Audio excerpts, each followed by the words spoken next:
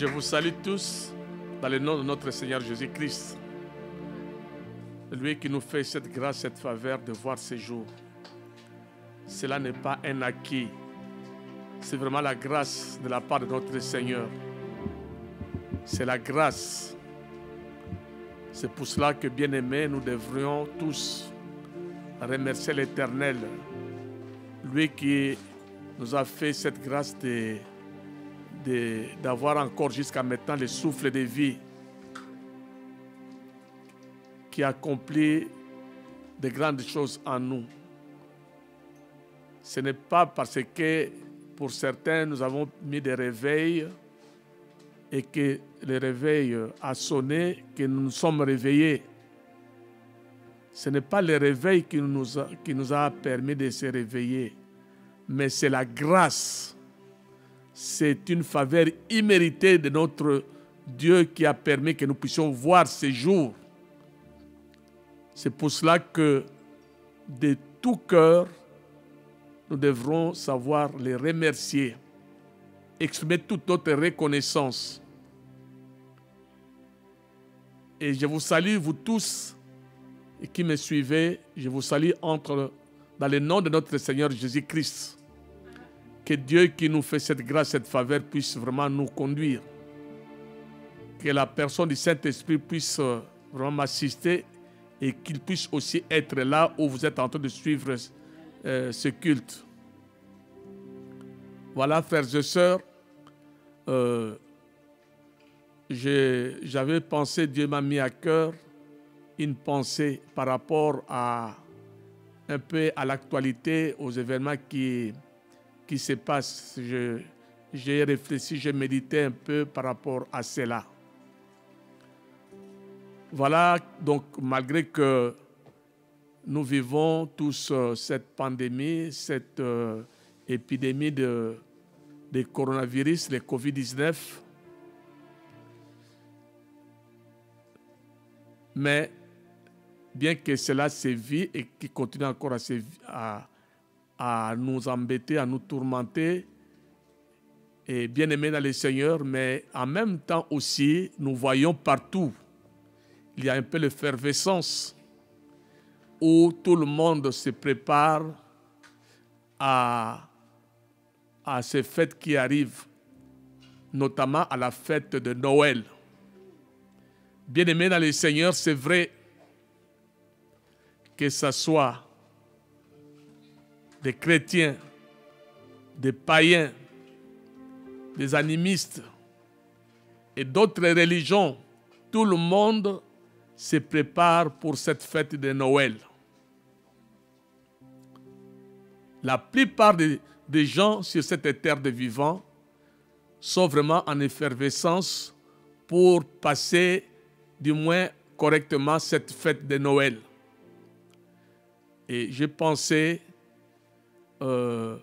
réfléchir un peu, ou du moins essayer de nous mettre un petit peu en garde, nous qui sommes enfants de Dieu, par rapport à cette fête. Comment est-ce que nous devrons vivre cela et quel doit être notre comportement, notre conduite étant enfants de Dieu. Et en cela, je pensais, bon, nous allons réfléchir dans la parole de Dieu, mais j'ai pensé que nous puissions regarder déjà un texte dans la Bible, dans le livre de Samuel, 1 Samuel chapitre 8, versets 4 à 9. 1 Samuel chapitre 8, versets 4 à 9. Nous allons lire si une personne qui peut nous aider dans la lecture. 1 Samuel chapitre 8, versets 4 à 9.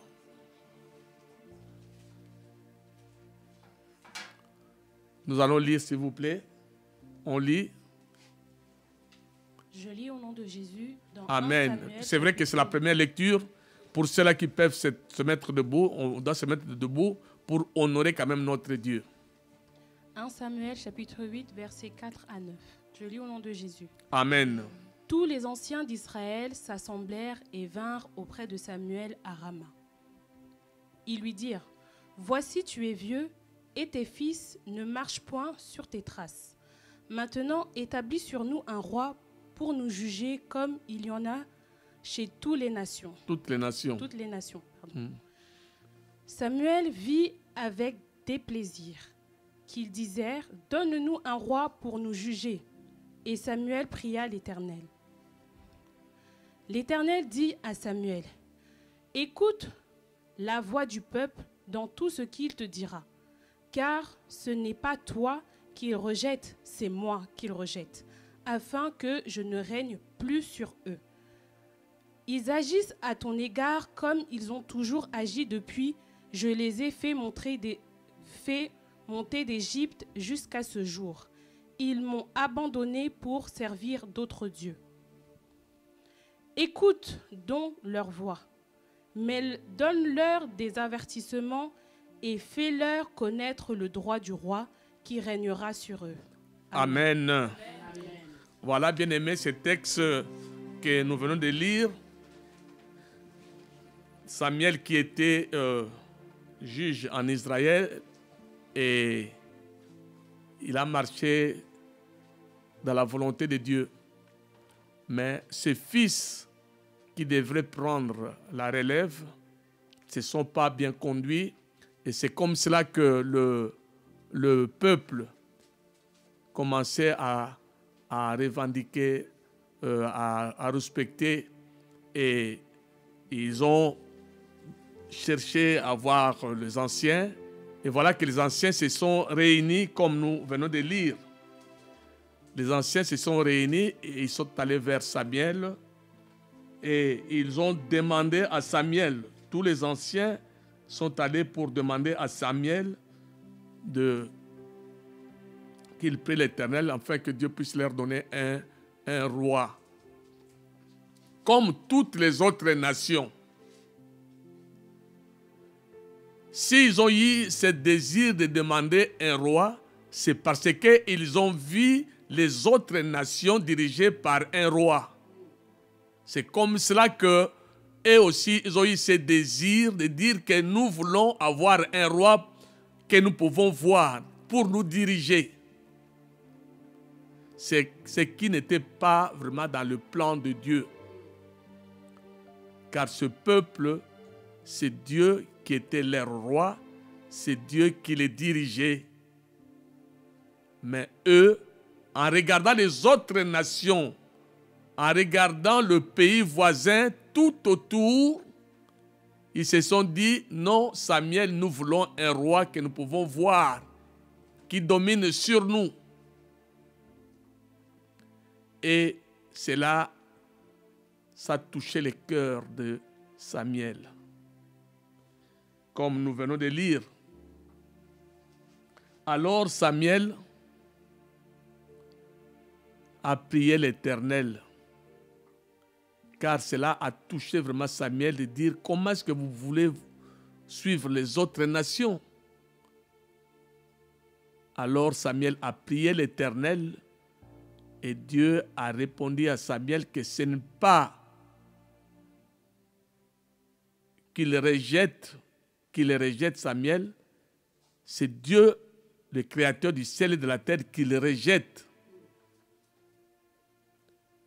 Voilà, bien-aimés dans le Seigneur, ils ont cherché à regarder de nations qui étaient tout autour d'eux, des pays voisins. Et c'est comme cela qu'ils ont eu dans leur pensée qu'ils avaient vraiment besoin d'avoir un roi. Lorsque on regarde les autres bien-aimés dans le Seigneur, on risque des fois de passer à côté. Les mondes, bien-aimés, nous devons faire attention. Nous devons faire attention au monde, à tous ceux qui sont tout autour de nous. Car ici, ce sont ces nations-là qui imposent. Ce sont ces nations-là, en regardant ces nations-là, voilà que le peuple d'Israël était poussé à chercher à faire comme les autres. Comme les autres. Alors, bien-aimés dans le Seigneur, en vivant sur cette terre, il faut que nous puissions faire attention. Il faut que nous soyons attentifs. Là, aujourd'hui, on est en train de se préparer, tout le monde, comme je disais au départ, on est en effervescence. Tout le monde, du moins, achète par-ci, par-là des cadeaux. Tout le monde s'apprête de ceci ou de cela. Bien-aimés dans le Seigneur, le monde ne doit pas nous imposer, nous, enfants de Dieu. On parle de Père Noël. Le Père Noël qui doit amener des cadeaux. Nous connaissons un peu l'histoire, la légende, que le Père Noël, de toutes les façons, et si on regarde un peu l'histoire de tout ce qui est, comment est-ce que on parle de Père Noël, c'est venu d'où cette histoire-là. Et nous allons comprendre que c'était une invention humaine. Ce sont les gens qui ont dit, bon, on ne va pas rentrer en détail, mais de Saint-Nicolas, après, ils ont réfléchi, ils ont dit que bon, voilà, maintenant on va, maintenant le Saint-Nicolas qui distribue des cadeaux, maintenant on a parlé de Père Noël qui doit aussi venir. Bon, comme je disais qu'on n'entre pas dans le détail, dans l'histoire, mais c'est venu, donc, bref, c'est une invention humaine. Ce sont des gens qui ont réfléchi à le Père Noël qui doit amener des cadeaux, qui doit descendre dans le cheminée et qui descendra jusqu'au pied de sapin. C'est là où il va déposer des cadeaux.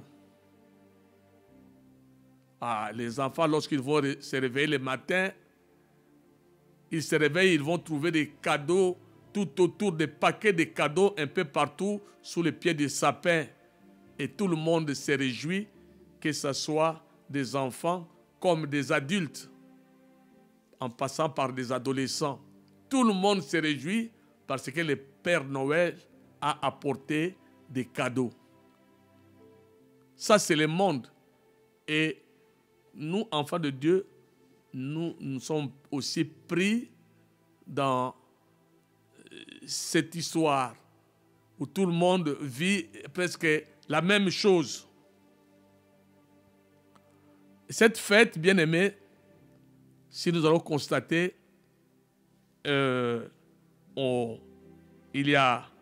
ça devient une fête où, comme vous le savez, ça a toujours été une fête commerciale.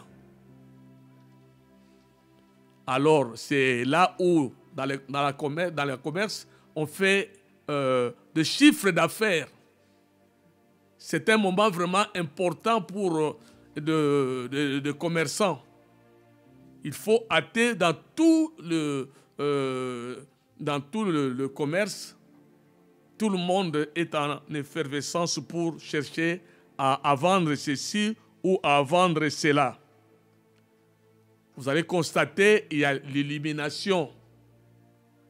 On allume partout, que ce soit dans des maisons, dans des rues, partout. Il y a l'illumination dans les magasins. Partout, il y a l'illumination. On éclaire partout. Tout le monde est vraiment dans la joie parce que c'est cet événement de Noël.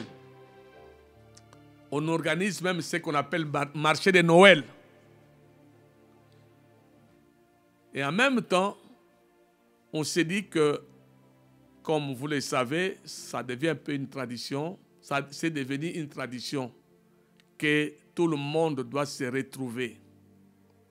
Tout le monde doit se retrouver autour d'une table avec un repas festif, un repas amélioré, où on se retrouve en famille. Il y a des enfants qui ont grandi, qui vivent ailleurs, qui doivent se réunir avec les parents, avec les grands-parents, autour d'un repas. Et c'est cela, la fête de Noël, pour les gens du monde. Et nous tous, nous avons été pris dans ce jeu-là et nous vivons cela tel que je viens de l'expliquer. Bien-aimés dans le Seigneur, la Bible nous met en garde.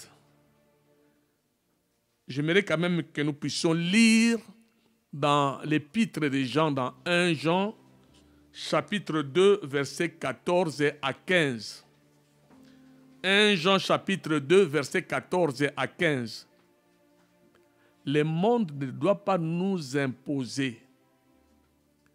Nous qui avons accepté Jésus-Christ, nous qui se disons chrétiens, chrétiennes, nous qui avons fait ce pas de quitter le monde pour vivre en Christ, alors la Bible nous met en garde.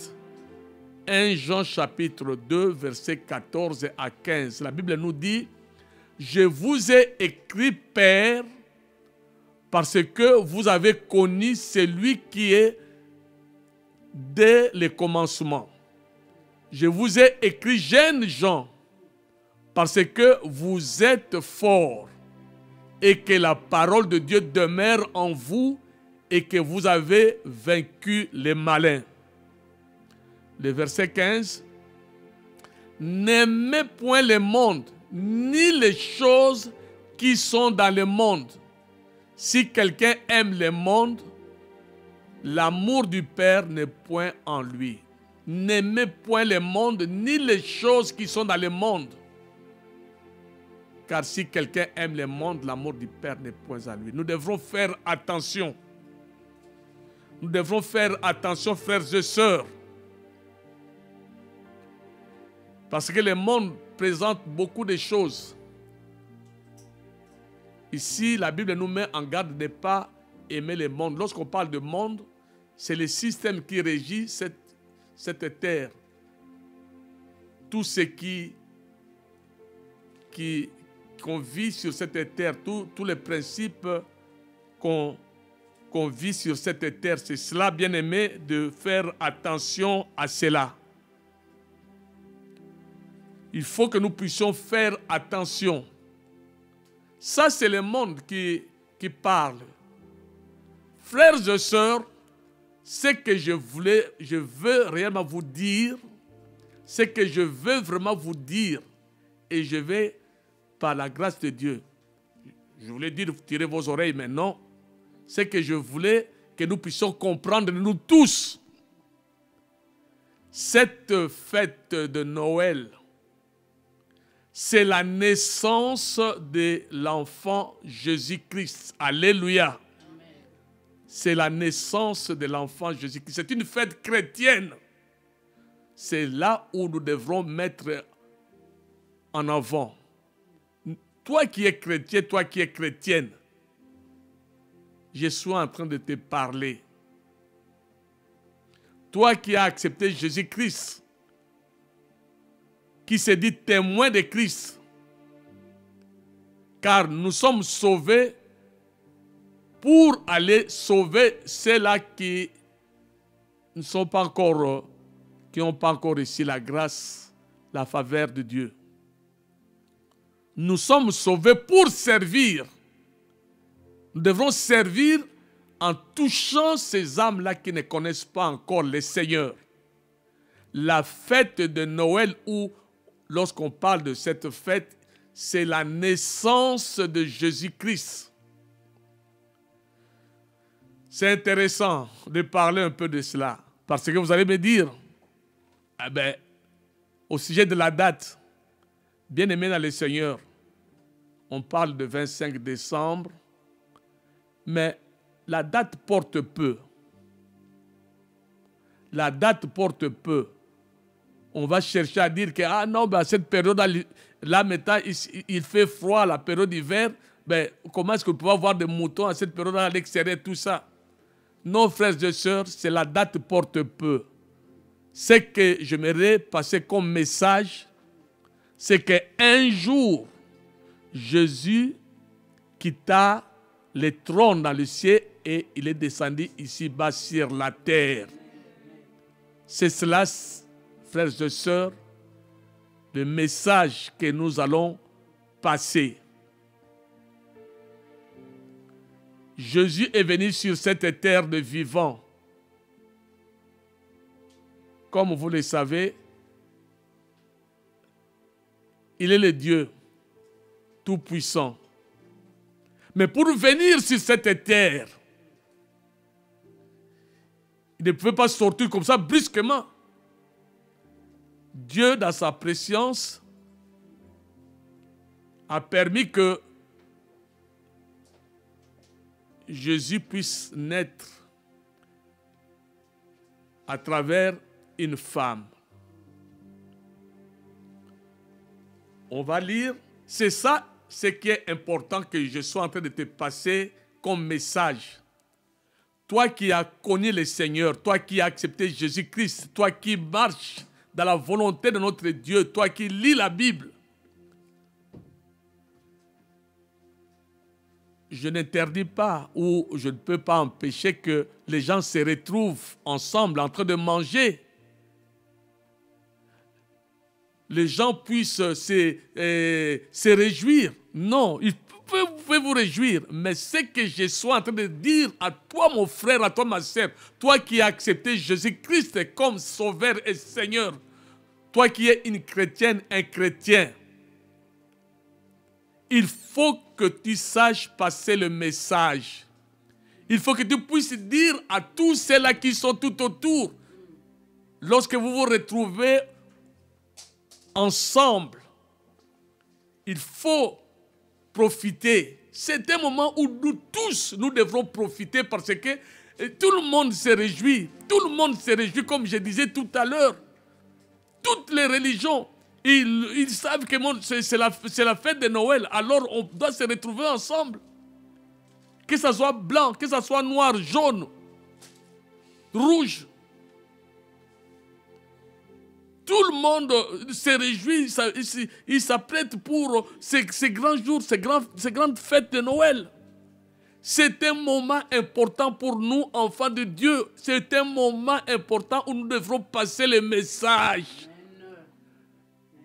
Nous devrons dire à ceux-là qui se retrouvent à table, autour d'une table, toi qui es enfant de Dieu, il faut ne pas croiser les bras, il faut que tu puisses annoncer que cette fête que nous sommes en train de vivre, c'est la naissance de Jésus-Christ.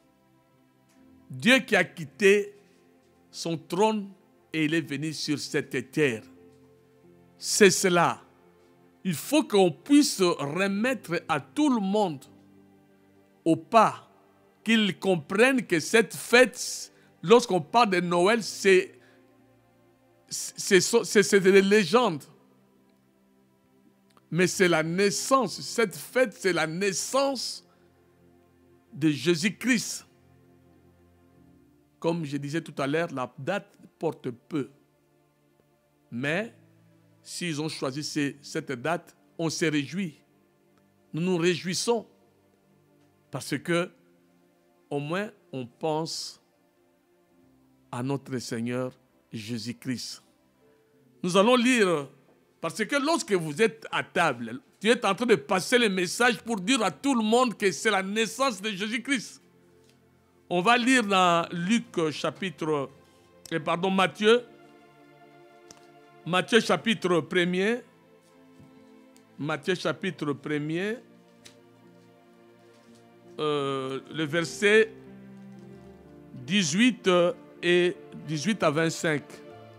C'est juste pour que nous sachions que c'est une fête où Jésus-Christ, Dieu par sa toute-puissance, est descendu sur cette terre. On va d'abord lire avant que je puisse dire 2-3 mots. Matthieu chapitre 1er, de 18 à 25.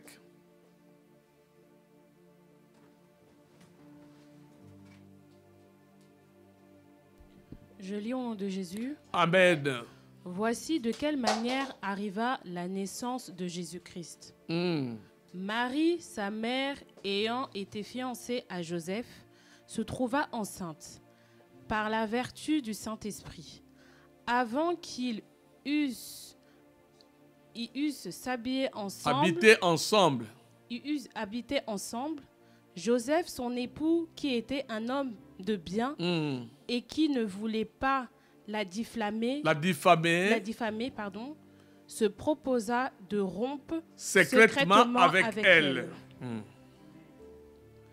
Comme il y pensait, voici un ange du Seigneur lui apparut en songe. Alléluia. Et dit, Joseph, fils de David, ne crains pas de prendre avec toi Marie, ta femme, car l'enfant qu'elle a conçu vient du Saint-Esprit. Cet enfant vient du Saint-Esprit. Cet enfant vient du Saint-Esprit.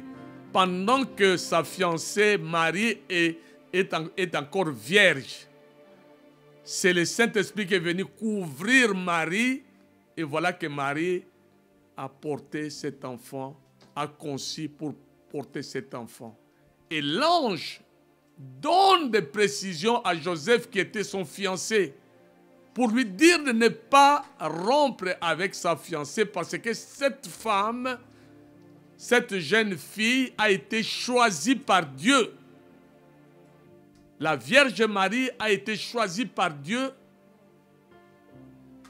Et c'est cela le message lorsqu'on se retrouve à table que nous devrons dispenser à nos bien-aimés. Voilà comment est-ce que nous pouvons du moins alimenter notre causerie au lieu seulement de causer des choses inutiles. C'est à toi de passer le message, de dire que le Saint-Esprit est venu couvrir Marie pendant que son fiancé Joseph commençait à hésiter parce qu'il voulait rompre. Continue. Le verset 21. Elle enfantera un fils et tu lui donneras le nom de Jésus. C'est lui qui sauvera son peuple de ses péchés. Tout cela arriva afin que s'accomplisse ce que le Seigneur avait annoncé par le prophète. Amen. Voici la Vierge sera enceinte, elle enfantera un fils et on lui donnera le nom d'Emmanuel, ce qui signifie Dieu avec nous. Joseph s'étant réveillé, fit ce que l'ange du Seigneur lui avait ordonné et prit sa femme avec lui. Mais il ne la connut point jusqu'à ce qu'elle eût enfanté un fils, auquel il donnera le nom de Jésus. Amen. Amen, amen, amen. Voilà, bien-aimés dans le Seigneur, c'est que nous devrons passer comme message. Nous qui sommes des enfants de Dieu, comme je suis en train de répéter, nous ne devrons pas nous exclure. Nous ne devrons pas se mettre à l'écart. On doit se retrouver en famille. On va se réjouir avec les autres. Mes frères et sœurs, il faut que nous sachions passer le message. On ne doit pas rester bouche bée. On ne doit pas seulement regarder les autres en regardant seulement sans rien parler. Il faut que le message passe. C'est un moment important pour nous, enfants de Dieu. Un moment capital où Dieu nous met. Donc, mais tout est, donc le plateau est prêt.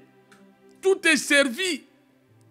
C'est à nous seulement d'ouvrir la bouche pour passer le message. Où on se retrouve. Enfants, mère, père, des grands-pères, des grands-mères, des arrière-grands-pères, des arrière-grands-mères, tous ensemble. Toi qui es enfant de Dieu, toi qui as accepté Jésus-Christ comme Sauveur et Seigneur, il faut ouvrir la bouche pour passer le message, pour dire à tout le monde que cette fête que nous sommes, qui nous fait réunir, c'est la naissance de l'enfant Jésus-Christ. C'est la naissance de l'enfant Jésus-Christ. Il est venu pour nous sauver. Nous qui étions des pécheurs, qui étions destinés en enfer. Mais voilà, Jésus, Dieu par sa grâce est venu. Le Saint-Esprit a couvert la Vierge Marie. Et c'est cela qui a permis que Marie puisse concevoir et enfanter l'enfant Jésus. On continue les Écritures, bien-aimés dans le Seigneur. Nous allons lire, bien-aimés, dans Luc.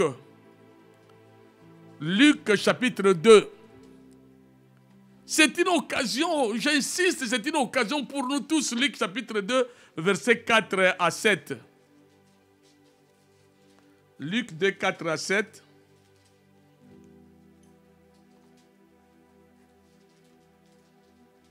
Joseph aussi monta de la Galilée, de la ville de Nazareth, pour se rendre en Judée, dans la ville de David appelée Bethléem, parce qu'il était de la maison et de la famille de David, afin de se faire inscrire avec Marie, sa fiancée, qui était reprends le verset 5, qui était enceinte. Le verset 6. Pendant qu'ils étaient là, le temps arriva où Marie devrait accoucher. Pendant qu'ils étaient là, le temps où Marie devrait accoucher arriva. Alléluia. Amen. Elle enfanta son fils. Elle enfanta son fils premier-né. Elle l'amaillota et le coucha dans une crèche parce qu'il n'y avait pas de place pour eux dans l'hôtellerie. Voilà, bien-aimés dans le Seigneur, le message que nous devrons passer. Il n'y avait pas de place. Comme Marie, il venait d'ailleurs de Nazareth ils allaient à Bethléem parce qu'il y avait le temps de recensement. C'était un moment de recensement. Comme Marie et Joseph étaient de Bethléem, ils devraient quand même aller à Bethléem pour se faire recenser. C'était en ce moment-là que arriva le moment d'accouchement. Comme il n'y avait pas de place, alors dans tout l'hôtellerie était plein. Donc, Marie a accouché dans une crèche. C'est là où notre Sauveur est né. C'est ça le message que nous devrons passer. C'est ça, lorsqu'on se retrouve autour d'une table, qu'on doit passer comme message. Alléluia. Amen. Oui, frères et sœurs, j'insiste. J'insiste, je ne veux pas, bien aimé, que nous puissions passer à côté. Il faut que nous ayons tous le désir d'annoncer l'évangile. Toi qui es un enfant de Dieu, il ne faut pas rester bouche bée. Lorsqu'on est sauvé, il faut que ça bouillonne au-dedans de nous.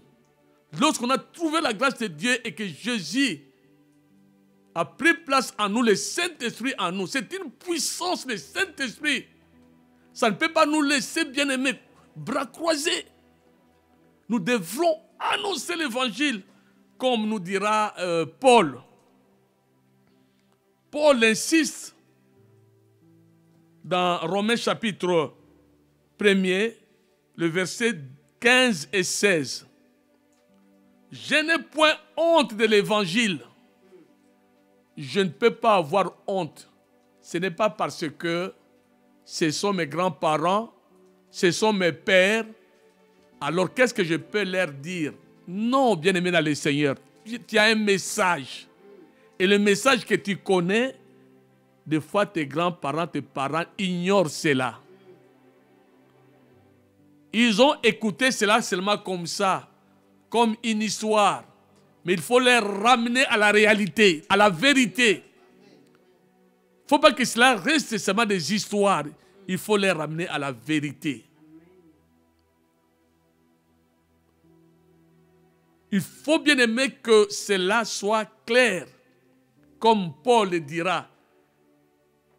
Ainsi, j'ai un vif désir de vous annoncer aussi l'évangile à vous qui êtes à Rome.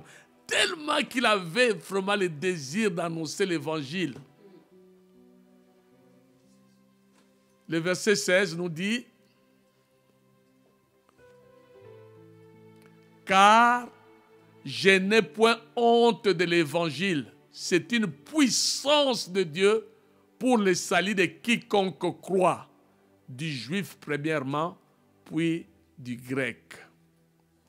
Car je n'ai point honte de l'évangile.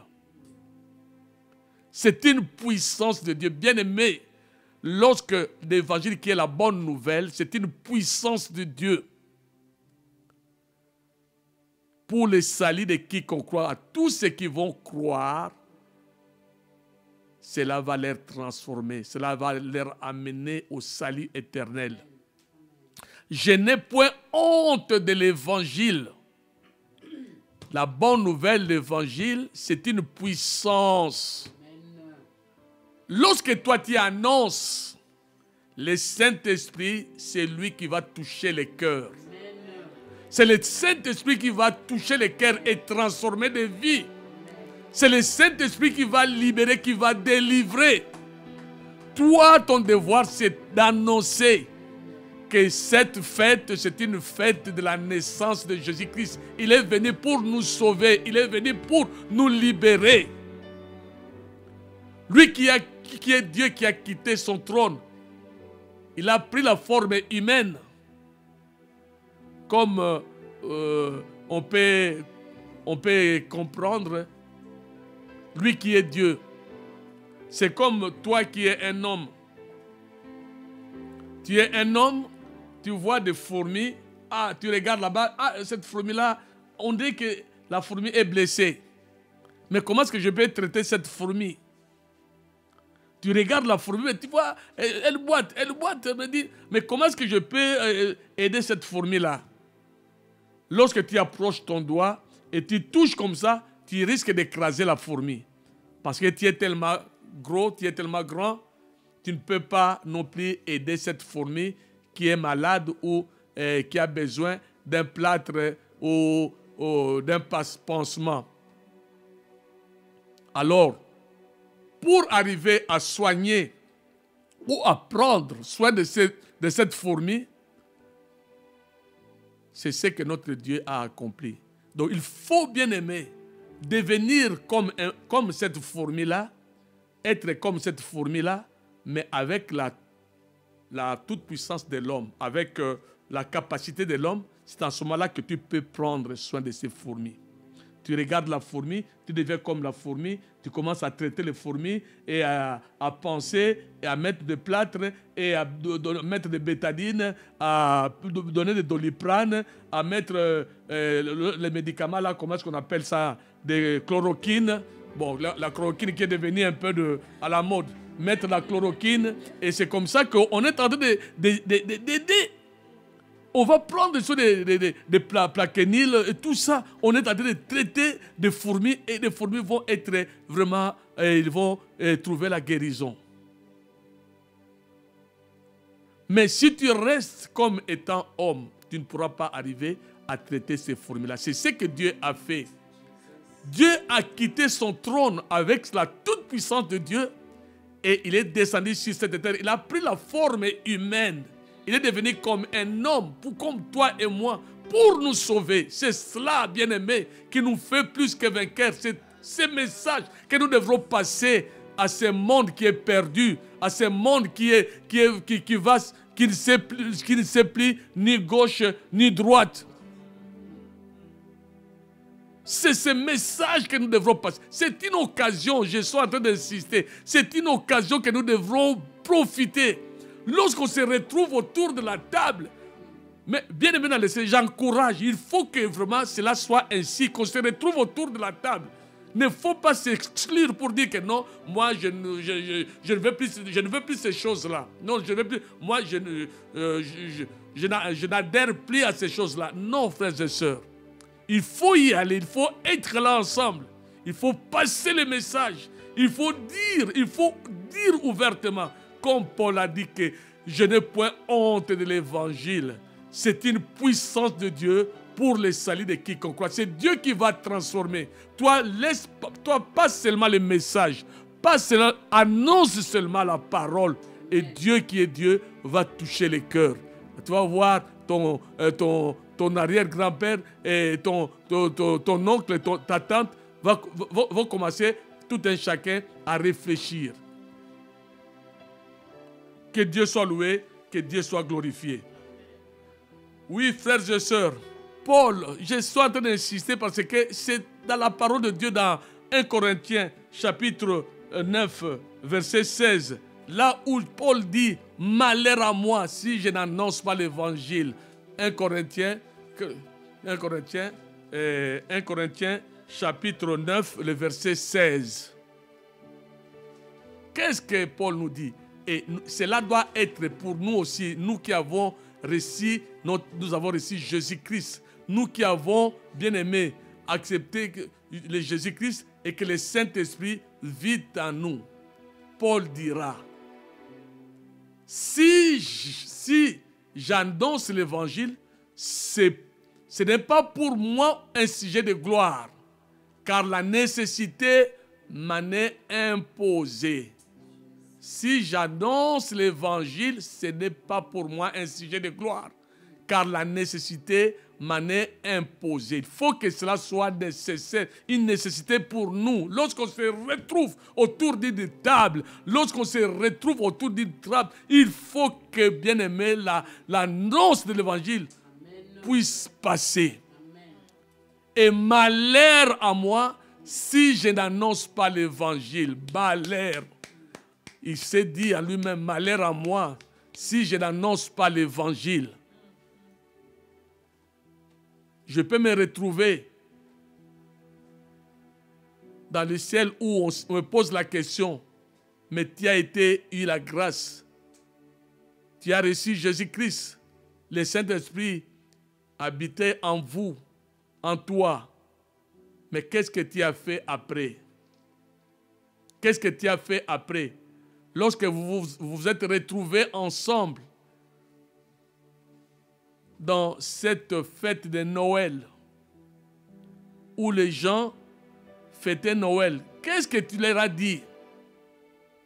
Il fallait leur recadrer, il fallait leur remettre sur les rails pour dire que cette fête, ce n'est pas une fête mondaine, mais c'est une fête chrétienne. Il faut que les gens puissent entendre cela. Je suis en train de passer le message à toi, mon frère, à toi, ma soeur, que cette fête, c'est une fête chrétienne. Malheur à moi si je n'annonce pas l'évangile. Il faut que nous puissions bien aimer tout le monde. D'ici 5 jours, on va se retrouver autour d'une table. Je profite pour nous mettre, nous sensibiliser. C'est vrai, frères et sœurs. Entre frères et sœurs, nous devrons nous encourager. Nous devrons nous réveiller. Réveille-toi, toi qui dors. Relève-toi d'entre les morts et Christ t'éclairera. Des fois, je suis en train de somnoler, j'ai oublié un peu. Non, je te réveille. Il faut profiter, dire tout haut que le Seigneur est vivant. Amen. Oui, frères et sœurs, j'ai pensé à un bien-aimé. Ça fait longtemps, presque 20 ans. C'était un collègue de service. Et ses collègues avaient l'âge à peu près de 56 ans. Et c'était pendant la période de Noël. Je lui disais que bon, le Père Noël n'existait pas. Malgré qu'on s'est dit que le Père Noël se trouve quelque part et les autres qui se disent Père Noël, ce sont des ambassadeurs. Non, frères et sœurs, le Père Noël, ça n'existe pas. Ce sont des légendes et ce sont des histoires. Lorsque je lui ai parlé ainsi, comme si quelqu'un qu'on venait le réveiller. Et ce monsieur qui me regarde, il me dit, depuis mon enfance, depuis l'école maternelle, lorsqu'il a toujours entendu le Père Noël qui descend avec des cadeaux, les jours de Noël, autour des sapins, et il a grandi avec cette mentalité-là. Jusqu'à l'âge de 56 ans, il entend quelqu'un qui lui dit que ce sont des légendes, ce sont des histoires, le Père Noël n'existe pas. Il me regarde pour me dire, c'est la première fois que j'entends cela. J'ai dit, c'est la naissance de l'enfant Jésus-Christ. 56 ans d'âge. On peut dire, à 3 ans, il était à l'école maternelle. C'est déjà à partir de 3 ans, déjà, on commence déjà un petit peu à comprendre. C'est depuis cet âge-là, presque 53 ou 52 ans d'âge, qu'il a toujours eu dans sa tête au sujet de Père Noël.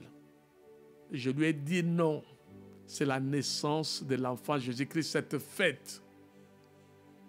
Et il m'a répondu, il a dit que c'est la première fois que j'entends cela. J'ai dit, Seigneur, merci. Merci du moins, je fais passer le message. C'est là où je t'exhorte à toi, mon frère, à toi, ma soeur, que nous devrons aussi passer le message. Je vais terminer en ceci. Dans l'épître de Paul aux Philippiens, Philippiens chapitre 4, verset 4. J'ai juste 2 choses à dire. Philippiens 4, verset 4. Réjouissez-vous toujours dans le Seigneur. Je le répète, réjouissez-vous. Lorsque vous êtes ensemble, toi qui es ensemble, enfant de Dieu, il faut se réjouir dans le Seigneur. Réjouissez-vous toujours dans le Seigneur. Malgré que les autres, ils peuvent faire ce qu'ils veulent, ils peuvent faire tout ce qu'ils veulent. Mais toi étant enfant de Dieu, il faut se réjouir dans le Seigneur. Il ne faut pas déborder par plaisir de déborder. Toi qui es enfant de Dieu, la Bible nous dit que nous devrons nous réjouir toujours dans le Seigneur. Je ne dis pas qu'on ne doit pas se réjouir. On doit se réjouir. Mais il faut que cela soit dans le Seigneur. C'est ça le message que je suis en train de te laisser, mon frère, ma soeur. Il faut que nous puissions mettre des garde-fous. On ne doit pas déborder, ceci, cela.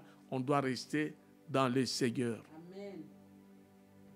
Je finis par ceci. Ce que je vais te dire, il faut être une fleur là où il y a des fleurs. Là où il y a des fleurs, toi qui es fleur, reste fleur.